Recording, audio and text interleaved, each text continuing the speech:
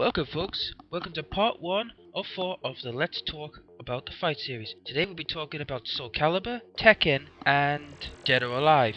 Now I'm not going to talk about the other ones because some of them haven't had many games or they haven't got any new games for quite some time, so for the moment we're going to stick with these three. Now let's start with Soul Calibur. Soul Calibur has had a very long and rich history since, back in the early PlayStation days, but unfortunately I think Soul Calibur has been, well, shall we say, on the decline due to the fact that most of the characters in Soul Calibur 5 have either gone or aged so much that you think, well, how the hell are they still fighting? And also Ivy, let's be honest, Ivy's bust size gets bigger and bigger with each segment. And also the massive time skip. Now I know Mortal Kombat is doing this as well, but at least Mortal Kombat is showing through the time skip what's going on. Yet Soul Calibur skips it and we don't have a clue what the hell's happened to some of the cast. And also the netcode of Soul Calibur 5 was a bit ropey, to be honest. I mean, on PS it was decent, Xbox was okay, but still it was a bit ropey, there was some lagging issues. But to be honest, I think Soul Calibur in the future, it has to go one or two ways. One, it's either going to be a completely brand new roster from scratch, with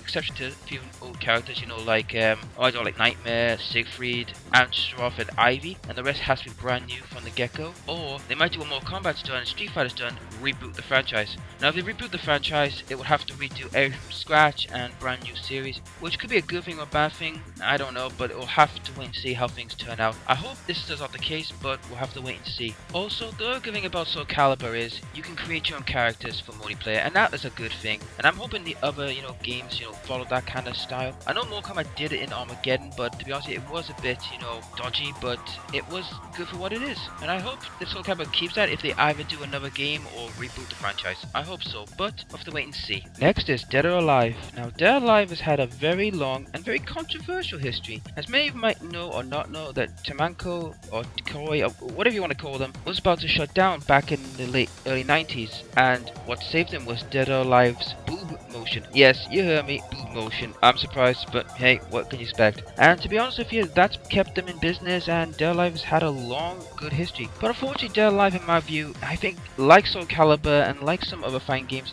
I think it's reached a point now where it's just not going to go any further unless they either radically change the roster or reboot the franchise. Now, to be honest with you, I hope it's neither, but we'll have to wait and see. But also, Dead or Alive is going, the route of Street Fighter, having so many games for one season. I mean, the newest one that's coming out in February is Dead or Alive 5, The Last Round, which is the third installment. Now, to be honest with you, I don't like that kind of stuff. If you're going to do it, just make a DLC or just, bring in a patch. Not like giving us like a separate game every other time. It's ridiculous. But I'm not the boss of their stuff, so hey, it's up to them if they want to do it. But also, this game is also going to be released on PC, which is a good thing. In fact, if I recall, this is the second time Dead or Alive has ever been on PC. It's always been on the consoles or the arcades. Now, to be honest here, I'd love to see how it will run on a PC, but we'll have to wait and see. But we also, like I said, it's a good game, it's fun, it's enjoyable, but I fear that this game might have run its course. I hope that's not the case, but we'll have to wait and see. And also, I'm gonna repeat this like a big bloody banhammer, but also the netcode has to perform brilliantly. With the PC, I have no doubt the netcode is going to be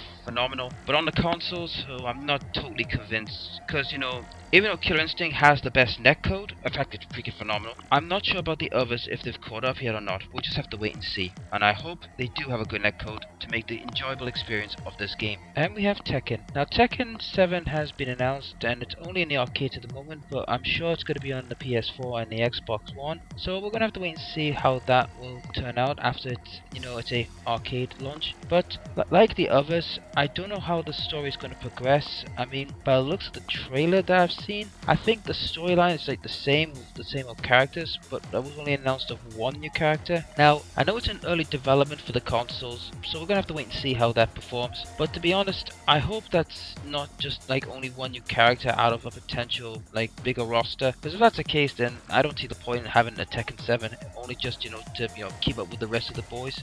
And also its netcode will be also under scrutiny and question, see if that's going to be any good. But if the games continue the trend, just not progressing with stories or not progressing with the netcodes, it could make these games either obsolete or not worth playing. So we'll have to wait and see how it all hangs out. Anyway folks, that's all from this segment, and keep an eye out for number 2, which is the exclusive run. This is Black Silver signing off, and I hope you have a good one. Bye.